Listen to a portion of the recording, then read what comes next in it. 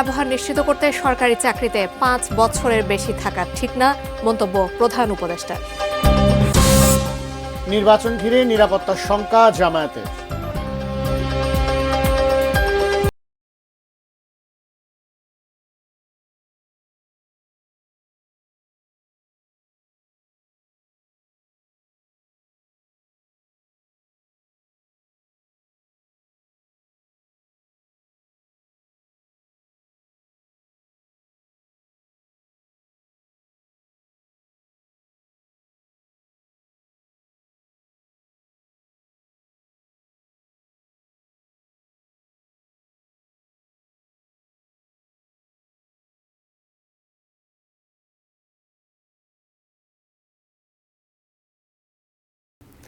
দেখছেন ATN news. সন্ধ্যা 6টার prime নিউজে আপনাদের সবাইকে আমন্ত্রণ জানাচ্ছি। আমরা দুজন, আমি জান্নাতুন নাহার জাকিয়া এবং আমি মেহেরে খোদাদ্বীপ।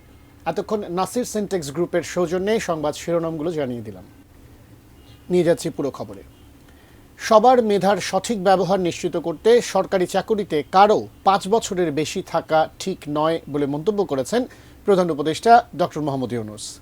দুপুরে বাংলাদেশ চীন মৈত্রী সম্মেলন কেন্দ্রে 4 দিনব্যাপী digital device and innovation expo 2026 উদ্বোধনের সময় তিনি এই কথা বলেন।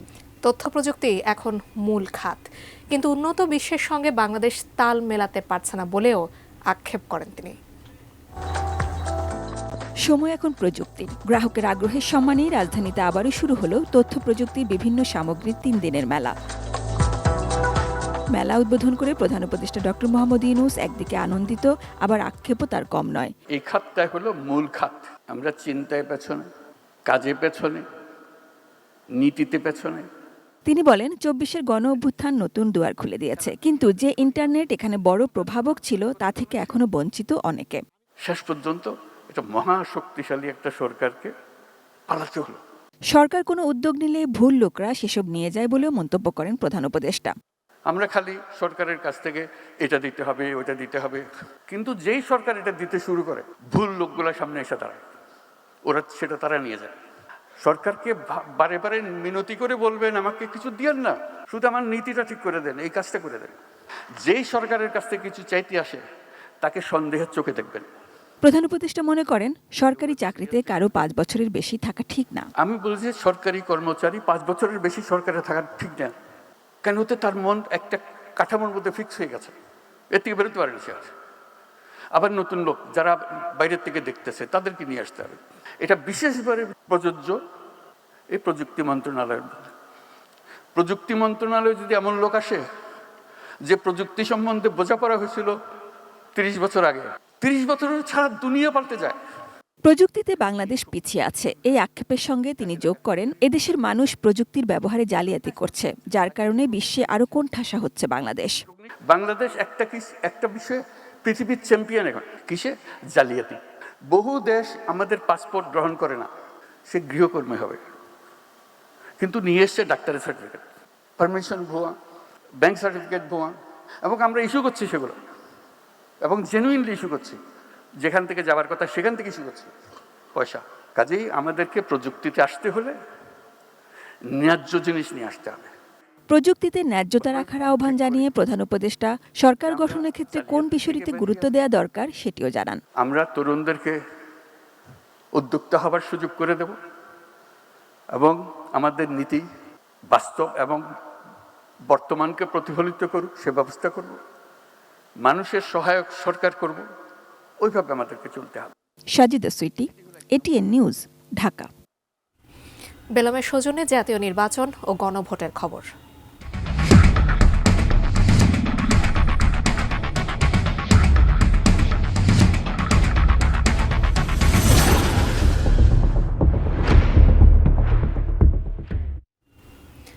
জাতীয় সংসদ নির্বাচনে ইশতেহার ও আচরণবিধি প্রতিপালনের শপথ বাক্য পাঠ করলেন ঢাকা 14 আসনের প্রার্থীরা। সকালে রাজধানী মিরপুর কলেজ অডিটোরিয়ামে সহকারী রিটার্নিং অফিসারের কার্যালয়ের উদ্যোগে শপথ বাক্য পাঠ ও মতবিনিময় সভা অনুষ্ঠিত হয়। সভায় নিজ নিজ নির্বাচনী ইশতেহার তুলে ধরে বক্তব্য রাখেন ঢাকা 14 আসনের বিএনপি প্রার্থী ইঞ্জিনিয়ার সানজিদা ইসলাম তুলি এবং জামায়াতে ইসলামের প্রার্থী ব্যারিস্টার মীর আহমেদ বিন কাশেম। এ সময় তারা পিছিয়ে পড়া এলাকায় সেতু নির্মাণ সহ সার্বিক উন্নয়ন, মিরপুর বাংলা কলেজকে স্বতন্ত্র বিশ্ববিদ্যালয়ে রূপান্তর, মাদক ও সন্ত্রাসমুক্ত মিরপুর এবং চিকিৎসা সেবার আওতা বাড়ানোর প্রতিশ্রুতি দেন। মতবিনিময় সভায় ঢাকা 14 আসনের অন্য প্রার্থীরাও তাদের নিজ নিজ নির্বাচনী ইশতেহার এবং ভবিষ্যৎ পরিকল্পনা তুলে ধরেন। সভায় নির্বাচন কমিশন ও আইন শৃঙ্খলা রক্ষাকারী বাহিনীর পক্ষ থেকে নির্বাচন নীতিমালা ও আচরণবিধি যথাযথভাবে প্রতিপালনের ওপর গুরুত্বারোপ করা হয়।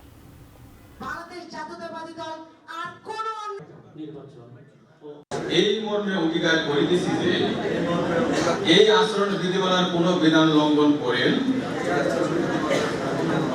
এবং বিধিমালার বিধান অনুযায়ী প্রদত্ত শাস্তি মানিয়া লইতে বাধ্য থাকিবে। ত্রয়োদশ জাতীয় সংসদ নির্বাচনকে ঘিরে অন্য দলগুলোর মতো জামায়াত ইসলামীও নিরাপত্তার শঙ্কা দেখছে বলে জানিয়েছেন দলটির আমির ডক্টর শফিকুর রহমান। সকালে ঢাকা 15 আসনে নির্বাচনী গণসংযোগের সময় এ কথা জানান তিনি। নির্বাচনী প্রচারণায় অংশ নিতে তিনি উত্তর কাফরুল হাই স্কুলে যান। এ সময় তিনি বলেন, জামায়াতও নিরাপত্তার আশঙ্কা দেখছে, তবে সংশ্লিষ্টদের সঙ্গে কথা বলে এর সমাধান খোঁজা হবে। তিনি বলেন, কোনো কিছুর বিনিময়ে দেশকে আগের অবস্থায় ফিরে যেতে দিতে চাই না। সে কারণে রাজনৈতিক দলগুলোর মধ্যে বিভেদ বিভ্রান্তি ভুলে একসাথে কাজ করার আহ্বান জানান জামায়াত আমির। সারা বাংলাদেশকেই আমরা চাই ন্যায় এবং ইনসাফের ভিত্তিতে একটা ফরওয়ার্ড লুকিং বাংলাদেশ হিসাবে নিয়ে সামনে এগিয়ে যেতে। পিছন নিয়ে আমরা আর কামড়াকামড়ি করতে চাই না, আর জাতিকেও আমরা বিভক্ত করতে চাই না। 2 দশকেরও বেশি সময় পর রাজশাহীতে যাচ্ছেন বিএনপি চেয়ারম্যান তারেক রহমান।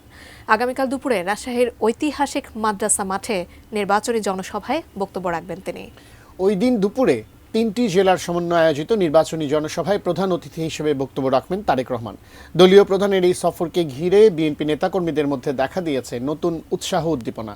রাজশাহীর রাজনৈতিক ইতিহাসে সর্বকালের সর্ববৃহৎ জনসমাগম ঘটানোর লক্ষ্য নিয়ে প্রস্তুতি নিচ্ছে স্থানীয় বিএনপির নেতাকর্মীরা। সর্বশেষ 2004 সালে ইউনিয়ন প্রতিনিধি সম্মেলনে যোগ দিতে রাজশাহীতে গিয়েছিলেন BNP chairman Tarique Rahman.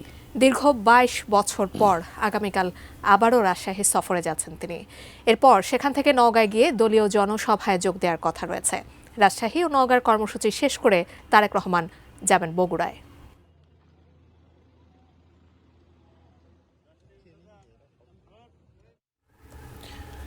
Vote চাইতে গিয়ে যে দল ধর্মীয় অনুভূতির অপব্যবহার, জান্নাতের প্রলোভন, এমনকি বিকাশ নম্বরে টাকা দেওয়ার প্রস্তাব দেয়, তারাই যখন দুর্নীতির গল্প শোনায়, সেটি তাদের সততাকে প্রশ্নবিদ্ধ করে বলে মন্তব্য করেছেন বিএনপির নির্বাচন পরিচালনা কমিটির মুখপাত্র এবং দলের চেয়ারম্যানের উপদেষ্টা মাহাদি আমিন।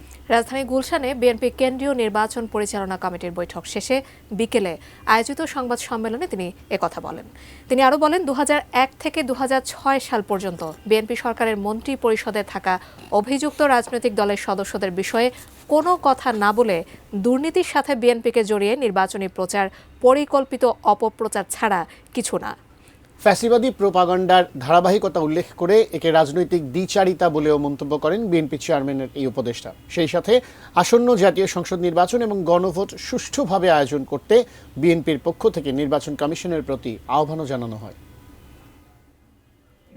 সেই নির্দিষ্ট দলটি ধর্মীয় অনুভূতির অপব্যবহার, জান্নাতের প্রলোভন, কোরআন শরীফে শপথ করানো, এমনকি বিকাশ নম্বরে টাকা দেওয়ার বিভিন্ন প্রস্তাব দিয়ে বেড়াচ্ছে। ফলে যারা নিজেরাই টাকা দিয়ে ভোটারদের ভোট কেনার চেষ্টা করছে, আবার তারাই যখন দুর্নীতির গল্প শোনাচ্ছে, সেটি তাদের তথাকথিত সততাকেই প্রশ্নবিদ্ধ করছে। নির্বাচনে কোনো পর্যবেক্ষক পাঠাবে না যুক্তরাষ্ট্র। প্রধান নির্বাচন কমিশনারের সঙ্গে বৈঠকে দেশটির এমন সিদ্ধান্তের কথা জানিয়েছেন ঢাকায় নিযুক্ত মার্কিন রাষ্ট্রদূত ব্রেন্ট ক্রিস্টেনসেন। তবে তিনি জানান, নির্বাচনে তারা কোনো পক্ষ নেবে না। ফলে নির্বাচিত যেই হোক, তাদের সঙ্গেই কাজ করতে প্রস্তুত তারা। ত্রয়োদশ জাতীয় সংসদ নির্বাচনের প্রস্তুতি জানতে বুধবার দুপুরে প্রধান নির্বাচন কমিশনারের সঙ্গে বৈঠক করেন মার্কিন রাষ্ট্রদূত ব্রেন্ট ক্রিস্টেনসেন। প্রায় ঘণ্টাব্যাপী বৈঠক শেষে গণমাধ্যমের সঙ্গে কথা বলেন মার্কিন রাষ্ট্রদূত। তিনি জানান, সুষ্ঠুভাবে নির্বাচন সম্পন্ন হওয়ার আশায় আছেন তারা। As I said all the way back to my confirmation hearing before the U.S. Senate, I am very excited about the upcoming elections. I'm very much looking forward to them and to seeing the outcome of those elections.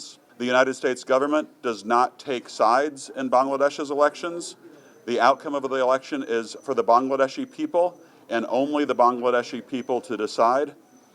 We are prepared to work with any government who the Bangladeshi people elect to represent them going forward.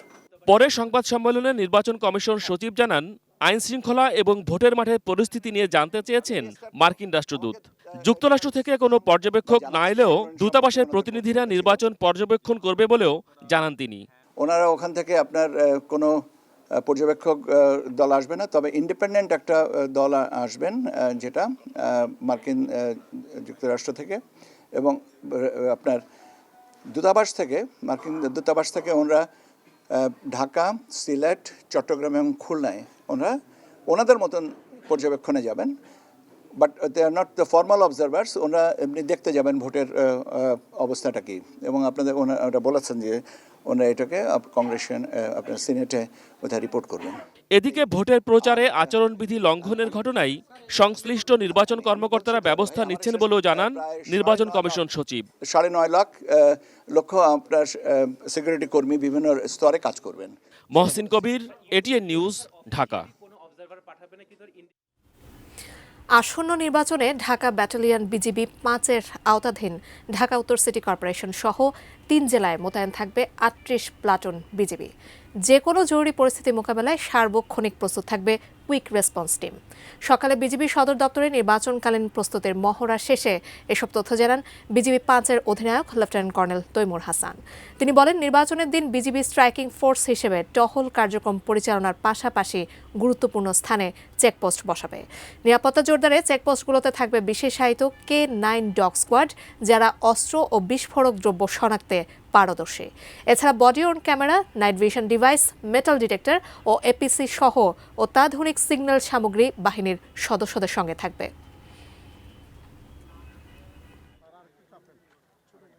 Dhaka উত্তর city কর্পোরেশনের 5টি সংসদীয় আসনে 11 platoon, Savar ও ধামরাই উপজেলায় 2টি সংসদীয় আসনে 6টি প্লাটুন, ফরিদপুর জেলার 4টি সংসদীয় আসনে 11টি প্লাটুন, মানিকগঞ্জ জেলার 3টি সংসদীয় আসনে 8টি প্লাটুন, সর্বমোট 38টি প্লাটুন বিজিবি নিয়োজিত থাকবে।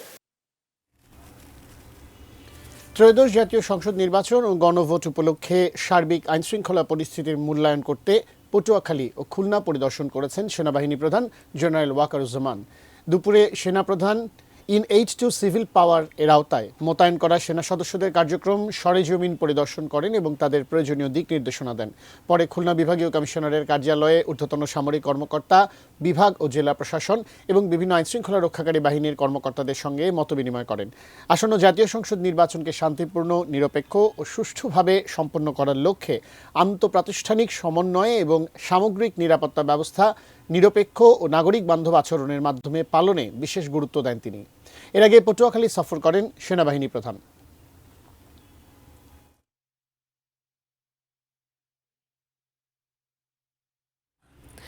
ত্রয়োদশ জাতীয় সংসদ নির্বাচনের প্রচারণায় মেতেছে সারা দেশ। প্রার্থী ও তাদের সমর্থকরা চষে বেড়াচ্ছেন নির্বাচনী এলাকা। ভোটারদের ঘরে ঘরে গিয়ে দোয়া ও ভোট চাইছেন, তারা দিচ্ছেন প্রতিশ্রুতি। দেশজুড়ে নির্বাচনী উৎসবের কথা জানিয়েছেন আমাদের প্রতিনিধিরা। বরিশাল নগরীতে উঠান বৈঠক, সমাবেশ, লিফলেট বিতরণ, মাইকিংয়ে জমজমাট ভোটের হাওয়া। বুধবার দুপুরে বরিশাল 5 আসনের বিএনপি প্রার্থী অ্যাডভোকেট মুজিবুর রহমান সরোয়ার নগরীর নবগ্রাম রোড, শায়েস্তাবাদ, রসুলপুর সহ বিভিন্ন এলাকায় গণসংযোগ ও লিফলেট বিতরণ করেন। একই আসনে ইসলামী আন্দোলনের প্রার্থী মুফতি সৈয়দ ফয়জুল করিম বিভিন্ন এলাকায় জনসংযোগ ও লিফলেট বিতরণ করেন। বাসদের এমপি প্রার্থী ডাক্তার মনীষা চক্রবর্তী বরিশাল নগরী, ফিসারি রোড, নথুল্লাবাদ সহ বিভিন্ন এলাকায় জনসংযোগ করেন।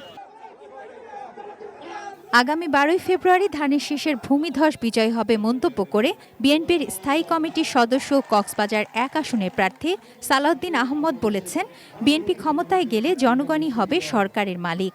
সকালে কক্সবাজারের চকরিয়া উপজেলায় নির্বাচনী জনসংযোগে তিনি এসব কথা বলেন। বিএনপির রাষ্ট্র বিনির্মাণের যে সমস্ত চিন্তা ভাবনা, রাষ্ট্র ভাবনা, রাষ্ট্রচিন্তা, সেগুলো যদি জনগণ গ্রহণ করে তাহলে বিএনপিকে জনগণ ভোট দেবে। বান্দরবানের লামা এলাকায় নির্বাচনী প্রচার চালান বিএনপির মনোনীত প্রার্থী সাচিং প্রো জেরি। আর শহরে তার পক্ষে লিফলেট বিতরণ করেন সমর্থকরা। অন্যদিকে আলীকদমে জনসংযোগ করেন ইসলামী আন্দোলনের প্রার্থী মাওলানা আবুল কালাম আজাদ। লামাই প্রচারে ব্যস্ত ছিলেন এনসিপি প্রার্থী আবু সাইদ শাহ সুজাউদ্দিন। দিনাজপুরের ৬টি আসনের বিএনপি প্রার্থীদের পক্ষে প্রচারে অংশ নেন কেন্দ্রীয় যুবদল নেতা আবুল মনসুর খান দীপক। সদর উপজেলার খিতিবদিয়ায় পথসভা করেন যশোর ৩ আসনের বিএনপি প্রার্থী অনিন্দ ইসলাম অমিত। বলেন, যশোর উন্নয়নের জন্য ধানের শীষের বিকল্প নেই। বিএনপি কখনোই ওই সিলমারার রাজনীতি করে না। বিএনপি কখনো দিনের ভোট রাতে নেওয়ার চিন্তাও করে না। নওগাঁ ৬ আসনে স্বতন্ত্র প্রার্থী সাবেক প্রতিমন্ত্রী আলমগীর কবির বিভিন্ন এলাকায় জনসংযোগ করেন। সদর উপজেলার লক্ষ্মীপুর খোলাবাড়িয়া ইউনিয়নের চৌরি বাজারে নির্বাচনী প্রচারে ধানের শীষের পক্ষে ভোট চান নাটোর ২ আসনের বিএনপি প্রার্থী অ্যাডভোকেট এম রুহুল কুদ্দুস তালুকদার দুলু। আমার রাজনীতির জীবনের অভিজ্ঞতা ৫০ বছরের অভিজ্ঞতা, এরকম সারা আমি আমার জন্মে আমি কখনো পাইনি। নারায়ণগঞ্জের বিভিন্ন এলাকা ঘুরেছে ভোটের গাড়ি। গণভোটে হ্যাঁ এর পক্ষে প্রচার চালান এনসিপির নেতাকর্মীরা। Tunazina Tonu, desk report, ATN News. Prime নিউজে আছে নিচ্ছে বাইজেস্টেল বিরতি। ফিরে এসে আরো জানাবো।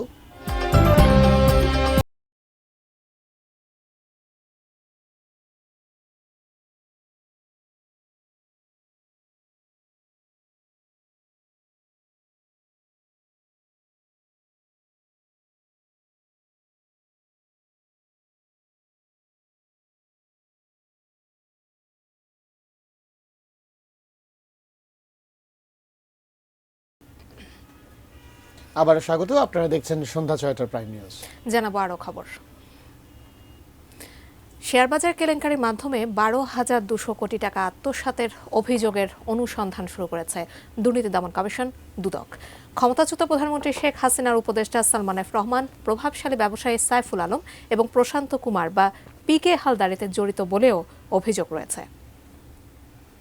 ক্ষমতাচ্যুত আওয়ামী লীগের আমল জুড়েই আলোচনা ছিল দেশের শেয়ার বাজার। বিভিন্ন গ্রুপ আর ব্যবসায়ীর কারসাজিতে এখানে বিনিয়োগ করে সব হারিয়েছেন বহু সাধারণ মানুষ। দেশের শেয়ার বাজার থেকে ১২,২০০ কোটি টাকা লুটপাটের একটি অভিযোগ এসেছে দুর্নীতি দমন কমিশন দুদকে, যেখানে বলা হয়েছে এ টাকা আত্মসাতের সঙ্গে জড়িত আলোচিত সমালোচিত ব্যবসায়ী এবং এস আলম গ্রুপের মালিক সাইফুল আলম, ক্ষমতাচ্যুত প্রধানমন্ত্রী শেখ হাসিনার উপদেষ্টা ও ব্যবসায়ী সালমান এফ রহমান আর কোটি টাকা পাচারের অভিযোগে দুদকের মামলার আসামি পিকে হালদার। জনাব পিকে হালদার, জনাব এস আলম, সালমান এফ রহমান ও নিরীক্ষক সহ অন্যান্যদের বিরুদ্ধে বিভিন্ন সময়ে ব্যাংক, শেয়ার বাজার ও আর্থিক প্রতিষ্ঠানের বিভিন্ন অনিয়ম, দুর্নীতি ও ক্ষমতার অপব্যবহারের মাধ্যমে আইপিও বোনাস শেয়ার জালিয়াতির মাধ্যমে ১২,২০০ কোটি টাকা আত্মসাতের অভিযোগে অনুসন্ধানের সিদ্ধান্ত গৃহীত হয়েছে। এই সংক্রান্তে একে অনুসন্ধান দল গঠন করা হয়েছে। এদিকে সিভিল এভিয়েশনের সাবেক প্রধান প্রকৌশলী হাবিবুর রহমানকে মঙ্গলবার রাজধানীর সেগুনবাগিচা এলাকা থেকে গ্রেপ্তার করেছে দুদক। তার বিরুদ্ধে হযরত শাহজালাল আন্তর্জাতিক বিমানবন্দর সহ দেশের ৩টি বিমানবন্দরে উন্নয়নের নামে প্রায় ৯০০ কোটি টাকা আত্মসাতের অভিযোগে ২০২৫ সালের জানুয়ারিতে মামলা করে সংস্থাটি। এই মামলায় ক্ষমতাচ্যুত প্রধানমন্ত্রী শেখ হাসিনার নিরাপত্তা উপদেষ্টা তারিক আহমেদ সিদ্দিক সহ ১৯ জনকে আসামি করা হয়েছিল।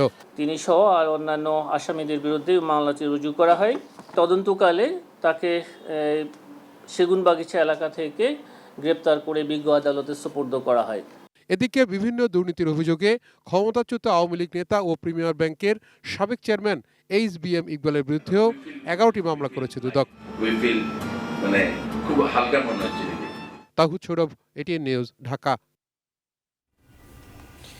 ভারতের সাংবাদিকরা নির্বাচন কভার করতে চাইলে বাংলাদেশের ভিসা পাবেন, তবে দিল্লি, কলকাতা এবং আগরতলায় বাংলাদেশের ভিসা কার্যক্রম নির্বাচন পর্যন্ত বন্ধ রাখাই হবে। পররাষ্ট্র উপদেষ্টা তৌহিদ হোসেন সাংবাদিকদের সঙ্গে আলাপকালে বুধবার এই তথ্য জানিয়েছেন। তিনি বলছেন, নির্বাচনের সহিংসতার কোনো শঙ্কা নেই, পরিবেশ যথেষ্ট ভালো, তবে আওয়ামী লীগ নির্বাচন বানচালের চেষ্টা করতেও পারে। এদিকে সামরিক ড্রোন কারখানা স্থাপনে চীনের সঙ্গে চুক্তির বিষয়ে আনুষ্ঠানিকভাবে পররাষ্ট্র উপদেষ্টাকে কিছু জানানো হয়নি। তিনি পত্রিকা পড়ে এই চুক্তির খবর জেনেছেন বলেও জানান।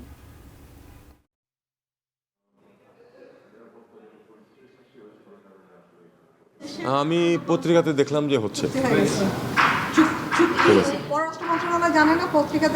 না, এই ধরনের কোলাবোরেশন তো হচ্ছে। তো একটা ফ্যাক্টরি যদি হয়, একটা ফ্যাক্টরি হওয়া তো আসলে ঠিক পররাষ্ট্র মন্ত্রণালয়ের বিষয় না।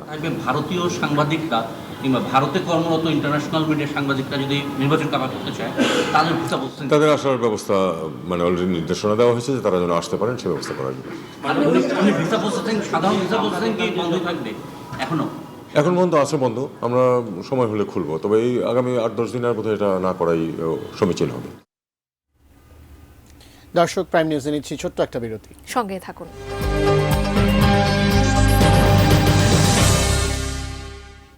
বিরতির পর আরও একবার আমন্ত্রণ জানাচ্ছি সন্ধ্যা 6টার প্রাইম নিউজে। জানাবো বাণিজ্য সংবাদ presented by Pubali bank PLC.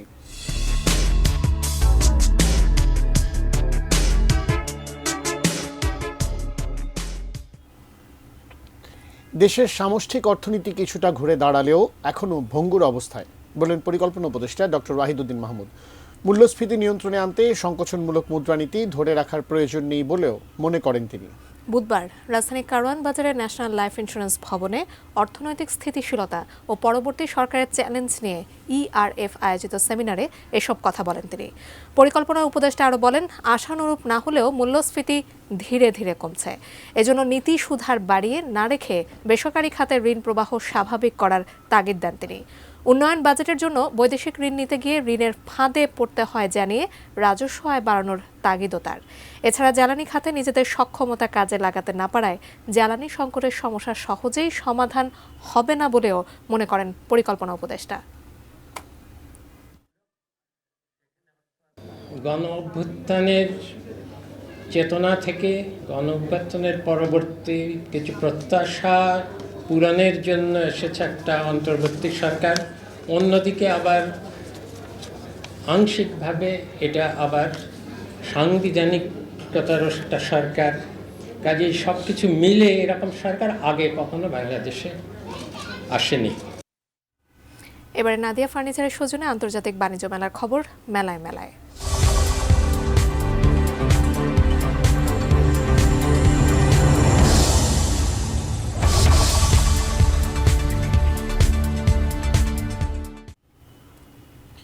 আর মাত্র 3 দিন পর পর্দা নামছে ঢাকা আন্তর্জাতিক বাণিজ্য মেলার। শেষ মুহূর্তের কেনাকাটায় ব্যস্ত সময় পার করছেন মেলায় আসা ক্রেতা দর্শনার্থীরা। বিস্তারিত জানাতে মেলা প্রাঙ্গণ থেকে সরাসরি যুক্ত হচ্ছেন আমাদের নারায়ণগঞ্জ প্রতিনিধি হাসান মজুমদার বাবলু। এখন পর্যন্ত মেলায় ক্রেতা দর্শনার্থীদের উপস্থিতি কেমন দেখতে পাচ্ছেন? সামগ্রিকভাবে নিশ্চয়ই মেলার খবর আমাদেরকে জানাবেন।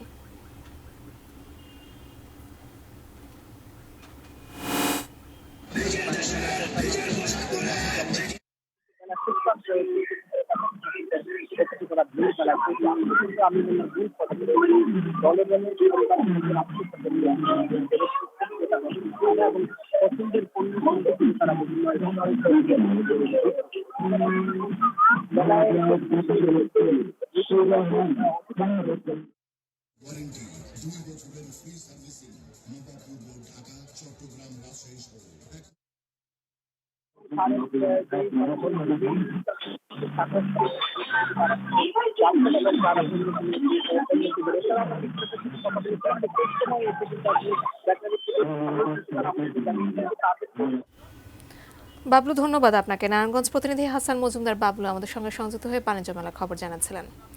এবারে মেটাল প্রেজেন্স কৃষি সংবাদ সুজলা সুফলা।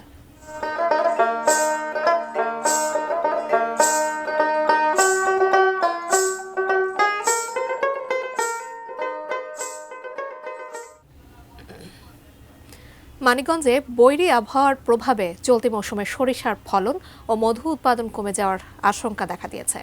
শীতের শুরু থেকেই ঘন কুয়াশা ও শৈত্যপ্রবাহ থাকায় মাঠ পর্যায়ে নেতিবাচক প্রভাব পড়ছে বলে জানিয়েছেন কৃষক ও মৌচাষীরা। জেলার বিভিন্ন মাঠে সরিষা ক্ষেতে মৌ বাক্স বসানো হলেও কুয়াশার কারণে মৌমাছির স্বাভাবিক চলাচল ব্যাহত হচ্ছে।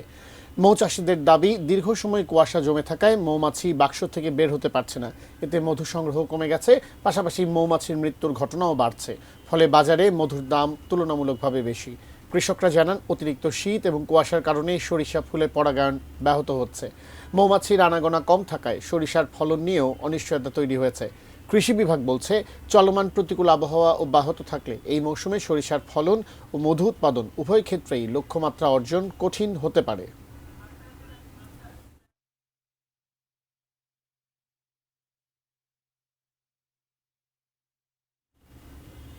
দর্শক, প্রাইম নিউজের সময় হলো আবারও বাইজেট স্টিল বিরতির।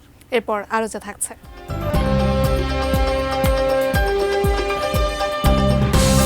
ভারতে ছড়াচ্ছে নিপা ভাইরাস, এশিয়ার বিমানবন্দরগুলোতে উচ্চ সতর্কতা। থাইল্যান্ডকে হারিয়ে নারী টি-20 বিশ্বকাপের মূল পর্বে বাংলাদেশ।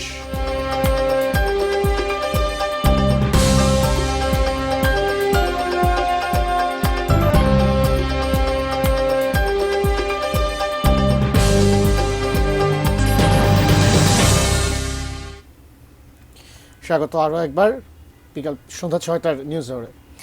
দর্শক, এবারে সন্ধ্যায় লাইফ ইন্স্যুরেন্স কোম্পানি লিমিটেডের সৌজন্যে দেশের বাইরের খবর।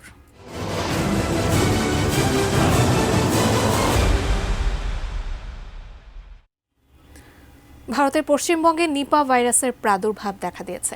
পরিস্থিতি মোকাবেলায় এশিয়ার কয়েকটি দেশের বিমানবন্দরে উচ্চ সতর্কতা ও যাত্রীদের কঠোর স্ক্রিনিং ব্যবস্থা নেওয়া হয়েছে। চলতি মাসের শুরুতে পশ্চিমবঙ্গে 5 জন স্বাস্থ্যকর্মী নিপা ভাইরাসে আক্রান্ত হন। এরপর সতর্কতামূলক ব্যবস্থা হিসেবে তাদের সংস্পর্শে আসা অন্তত 110 জনকে কোয়ারেন্টিনে রাখা হয়েছে। এই মুহূর্তে প্রাণঘাতী নিপা ভাইরাসের কোনো ভ্যাকসিন বা ঔষধ নেই। ভারতে ছড়িয়ে পড়া নিপা ভাইরাসে এশিয়ায় উদ্বেগ ও আতঙ্ক দেখা দিয়েছে। মারাত্মক এই ভাইরাস যাতে ছড়িয়ে না পড়ে সেই লক্ষ্যে থাইল্যান্ডের 3টি বিমানবন্দরে পশ্চিমবঙ্গ থেকে যেসব ফ্লাইট আসছে সেগুলোর যাত্রীদের বাড়তি স্ক্রিনিং করা হচ্ছে। এছাড়া নেপালের বিমানবন্দরেও পশ্চিমবঙ্গ থেকে আসা ফ্লাইটের যাত্রীদের ওপর নজরদারি জোরদার করা হয়েছে। এছাড়া ভারতের সঙ্গে স্থলবন্দরগুলোতেও কড়াকড়ি আরোপ করেছে দেশটি। জানাবো স্পানি স্পোর্টস নিউজ।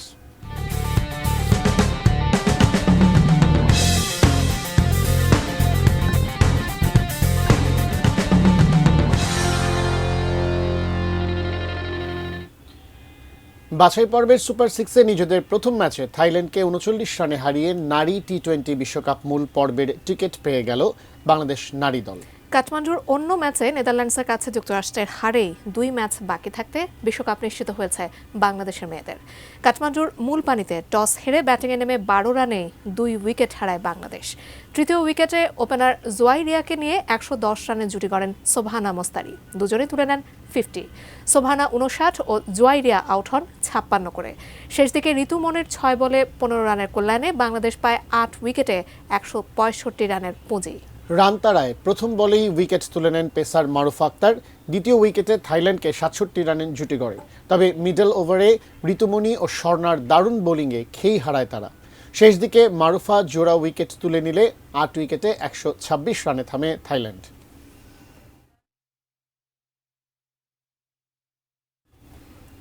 দর্শক, শেষ করব সন্ধ্যা 6টার প্রাইম নিউজ। তার আগে নাসির সিনট্যাক্স গ্রুপের সৌজন্যে শিরোনামগুলো জানিয়ে দেব আরও একবার। মেধার ব্যবহার নিশ্চিত করতে সরকারি চাকরিতে 5 বছরের বেশি থাকা ঠিক নয়, মন্তব্য প্রধান উপদেষ্টার। নির্বাচন ঘিরে নিরাপত্তার শঙ্কা জামায়াতের।